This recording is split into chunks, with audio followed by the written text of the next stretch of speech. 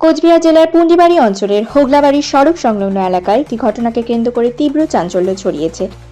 রাস্তার পাশে মুসলমানদের কি একটা প্রোগ্রাম চলতেছে, এখানে রাস্তার পাশেই একদম এখানে আমাদের গোমাতাকে হত্যা করে ঝুলিয়ে রাখা হয়েছে। স্থানীয় সূত্রে জানা গেছে, আজ ওই এলাকায় একটি ইসলামীয় ধর্মীয় সভা চলছিল। ঠিক সেই সময়েই সভাস্থলের একেবারে পাশেই প্রকাশ্য সড়কের ধারে গো হত্যার ঘটনা ঘটে বলে অভিযোগ উঠেছে। এই ঘটনাকে ঘিরে স্থানীয় মানুষদের মধ্যে ব্যাপক ক্ষোভ জমা হচ্ছে। অনেকেই প্রশ্ন তুলেছেন, ধর্মীয় সভা চলাকালীন জনসমক্ষে এবং ব্যস্ত সড়কের পাশে এই ধরনের ঘটনা কিভাবে ঘটতে পারে।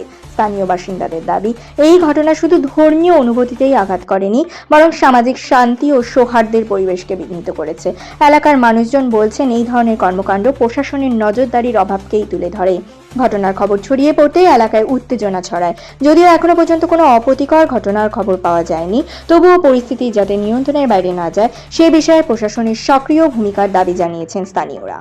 এই বিষয়ে প্রশাসনের পক্ষ থেকে এখনো পর্যন্ত কোনো আনুষ্ঠানিক বিবৃতি পাওয়া যায়নি, তবে স্থানীয় মানুষদের দাবি, দ্রুত তদন্ত করে দোষীদের চিহ্নিত করে উপযুক্ত ব্যবস্থা নেওয়া হোক, যাতে ভবিষ্যতে এই ধরনের ঘটনা আর না ঘটে। আমরা প্রশাসনের কাছে আবেদন জানাচ্ছি, এই সংবেদনশীল ঘটনার বিষয়টি গুরুত্ব সহকারে দেখা হোক এবং এলাকার শান্তি বজায় রাখতে দ্রুত পদক্ষেপ নেওয়া হোক।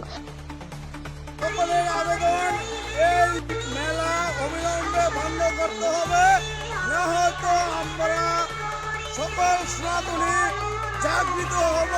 মেলা বন্ধ করার জন্য আমরা যা করার তাই করব। এই মেলাকে অবিলম্বে বন্ধ করতে হবে।